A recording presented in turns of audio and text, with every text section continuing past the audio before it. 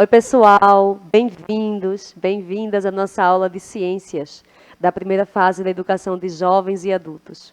O meu nome é Yolanda, esse é o meu sinal, e junto aqui com Vitória, vamos falar hoje a respeito de um tema que nos diz respeito desde o momento em que viemos para esse mundo, que é a respeito do nosso corpo.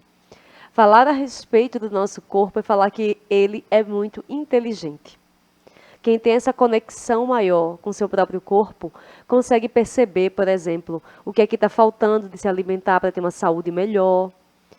Percebe quando a sua energia não está tão boa, quando está precisando de algo para lhe animar mais. E não fica tomando remédio à toa. Diz, não, eu estou cansado, então eu preciso descansar. Não preciso me encher de remédios para me estimular. E percebe os ciclos que o nosso próprio corpo tem. Então, hoje, sob esse olhar das ciências, vamos falar um pouco de como é o nosso corpo. Claro que falar assim do corpo, a gente pode falar numa questão assim muito ampla.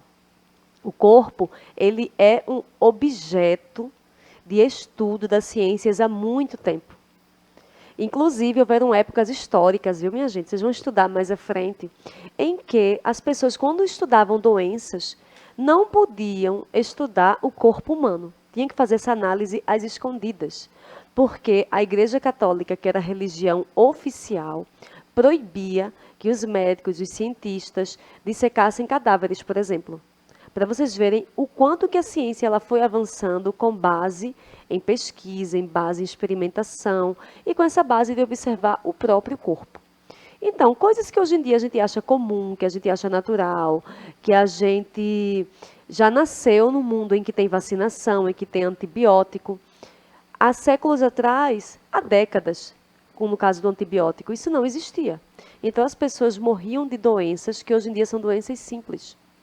E só pôde-se ter pesquisa, só pôde-se ter procurar as causas dessas doenças através dessas experimentações científicas.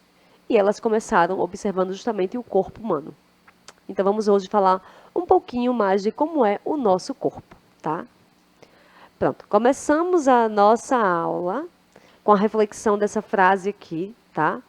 E ela diz o seguinte: no corpo estão inscritas todas as regras, todas as normas e todos os valores de uma sociedade específica, por ele ser o meio de contato primário do indivíduo com o ambiente que o cerca. Então, essa frase do filósofo Daolio, né? E vem dizendo justamente essa questão política que o corpo tem. Vamos pensar juntos e juntas. A gente se veste hoje da mesma forma como se vestia há 50 anos atrás, há 100 anos atrás, há 10 anos atrás, recente, mais recente. Não, pode ter até algumas semelhanças com há 10 anos atrás.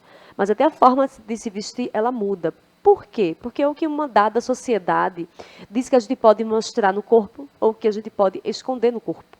Isso é muito cultural. A gente que aqui vive nas cidades se veste de um jeito. Pessoas que vivem em locais mais frios, por exemplo, se vestem de outro jeito. Pessoas que têm esse contato com a natureza, as tribos indígenas, algumas tribos também ainda nômades que tem no mundo, né? No deserto, em desertos, por exemplo, como os babuínos, as pessoas se vestem de outro jeito, tem uma outra ideia do corpo. Então, essa ideia de corpo tem a ver não apenas com a questão da ciência, da biologia, mas também tem a ver com a cultura. Vamos lembrar disso hoje? Então, como vocês sabem, toda aula de ciências eu começo trazendo um resumo da aula passada. Se você perdeu essa aula ou quiser aprofundar no tema, você pode entrar aqui no nosso canal do YouTube, tá? Do Educa Recife. Aí escreve EJA tá, Educação de Jovens e Adultos, Ciências. E aí vão aparecer todas as aulas que foram feitas ao longo desse ano e do ano passado também. Não apenas as minhas, mas também das professoras Carolina e Cláudia, que são as professoras de ciências da segunda fase. Então, teve qualquer dúvida, gente, pode tirar, óbvio, que seu professor ou professora, mas também vocês podem voltar e ver as nossas aulas. Então, a nossa aula da semana passada, a gente tratou a respeito dos sistemas do corpo humano. Veja. E aí, desses sistemas que tem no nosso corpo, nós vimos que eles têm funções distintas, ou seja, são funções diferentes. Mas a saúde humana depende do bom funcionamento de todos. A saúde mental, ela está ligada aos momentos de lazer, descanso, boas relações, seguridade social. E as células formam os órgãos que fazem parte dos sistemas. Então, gente, falar a respeito dos sistemas do corpo humano, é dizer que a gente tem vários, né? Temos o sistema esquelético, temos o sistema circulatório, reprodutor, temos vários sistemas. E aí a gente, para poder dizer que a gente tem saúde, não adianta dizer que a gente tem saúde em apenas um sistema, né? O nosso corpo para ter saúde, a saúde dele é integral. Então você não pode, por exemplo, tomar muita água porque faz bem para os seus rins, mas come comida muito salgada. E aí vai fazer mal para o seu sistema circulatório. Vai ter um problema de pressão alta. Então, a gente cuida da saúde também é cuidar da saúde como um todo. Então, na aula passada, a gente já começou a falar quais são os sistemas que tem no corpo humano. Hoje, a gente vai avançar falando a respeito mais do nosso corpo, tá? Então, vejam só. Eu trouxe aí para vocês essa imagem, né, que é uma representação de como é o nosso cérebro por dentro, certo? E aí estão alguns exemplos de quais são os sistemas do corpo humano. Temos o sistema respiratório, circulatório, muscular, nervoso, digestório, sensorial, endócrino, excretor, urinário, esquelético, reprodutor, imunológico, tegumentar. Vejam só, em um corpo apenas, quantos sistemas tem. E cada sistema desse é formado por vários órgãos. Esse assunto vocês vão ver melhor nas séries seguintes. A nossa aula, o objetivo dela é ser uma preparação. Vocês já começarem o assunto para quando avançarem nas séries seguintes, não chegar nela sem saber do que se trata, tá, gente? Então, a gente falar a respeito dos sistemas do corpo humano é falar que o nosso corpo ele tem um funcionamento e tem um funcionamento inteligente, mas que cabe a nós também cuidar dele muito bem, tá? Então, lembrando desses sistemas, tá aí essas imagens que representam, né? Então, falar a respeito do corpo humano é falar que ele é dividido em algumas partes, com a cabeça, o tronco e os membros, que são braços, pernas, mãos e pés. E vejam em alguns órgãos do nosso corpo, né? Está aí representado o cérebro, o coração, o estômago, os rins, a bexiga, a tireoide, que fica aqui na garganta, né? Os pulmões, o fígado, os intestinos. Então, essa é uma questão assim biológica. É uma questão assim de que os seres humanos têm essas partes no seu corpo. Tem cabeça, tem o tronco e tem os membros. De repente, a pessoa pode até sofrer um acidente e perder algum membro, né? Perder um braço, perder uma perna, perder uma mão. Mas, em geral, a gente nasce com todas essas partes do nosso corpo, tá? Pois bem, mas hoje a gente vai pensar no corpo em perspectivas além. A gente já falou nessa questão biológica, como eu disse na nossa aula passada. A gente trouxe esse corpo com alguns sistemas. Quais são os órgãos que formam esses sistemas? Qual é o objetivo que esses sistemas têm? Porque a gente falar, por exemplo, num sistema como o respiratório. Qual é a função dele? Respirar bem. Vai produzir, né, toda essa circulação do oxigênio em nosso corpo. A gente vai tirar do meio ambiente o oxigênio e vai mandar para fora, vai expirar o gás carbônico. Então, estou dando um exemplo de um sistema. Mas hoje a gente vai pensar no corpo humano como algo assim muito além. Como começou a nossa aula falando a frase do filósofo Daolio, ele dizendo que no corpo está toda a cultura, no corpo está toda a sociedade. Porque cada sociedade vai poder dizer, cada época também vai poder dizer o que um corpo faz, como um corpo pode se comportar ou como não pode. Isso tem a ver com os costumes também. Um clássico exemplo. Tanto eu aqui quanto Vitória, nós temos tatuagens pelo corpo, né? A gente não pensaria em uma pessoa, em uma mulher ter tatuagem há alguns anos atrás. Para algumas pessoas isso ainda é algo que assusta, né? Ver pessoas tatuadas. Mas a nossa sociedade é aceitável mulheres, pessoas jovens, pessoas mais velhas, tatuadas. Homens tatuados. Então, isso tem a ver também com essa representação do corpo. Então, vamos pensar no corpo como uma questão histórica, como uma questão biológica, como uma questão das artes. Vamos refletir um pouco a respeito dele. Vejam aqui essas imagens. Vejam só. Na primeira, a gente está vendo uma das estátuas mais famosas do mundo, de um escultor muito famoso chamado Michelangelo. E ele fez um personagem bíblico chamado Davi. Vejam, Michelangelo viveu numa época, no século XV, em que os escultores faziam muitos corpos nus no mármore. tem várias estátuas, né? Não só em museus, como em vários países do mundo.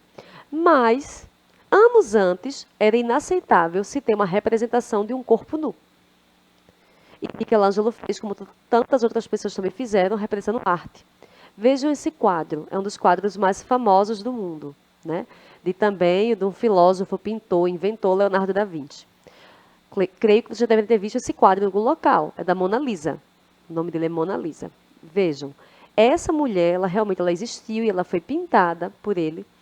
E esse quadro, ele é um dos mais famosos do mundo. E era uma representação da época de como era a beleza feminina. Vejam que essa mulher é uma mulher branca, porque esse é o padrão da sociedade do país da época, da Itália. Essa mulher branca, ela está olhando, ela não está sorrindo, porque não se tinha o hábito de sorrir para fotografias, para quadros nessa época. Vejam que ela é um pouco mais cheinha. Por que ela é um pouco mais cheinha? Porque naquela época muitas pessoas morriam de uma doença chamada tuberculose. Então, as representações de obras de arte sempre mostravam, tanto homens quanto mulheres, mais cheinhos. Porque quem tivesse um pouco mais gordinho, demonstrava o quê? Que a pessoa, além de não estar doente de tuberculose, a pessoa tinha acesso a uma boa alimentação. Então, estão vendo que até a forma de representação do corpo vai mudando conforme a época? Na nossa sociedade atual, é muito forte um culto às pessoas terem corpos cada vez mais magros, ou cada vez mais feitos em academia, ou através de cirurgias plásticas. E muitas vezes isso é bem cruel, né? Então, essa é o que a gente já está debatendo, não apenas a questão política, a questão biológica, de saúde do corpo, mas essa questão política, de falar que o corpo, ele tem a sua importância. Vejam aí outras representações.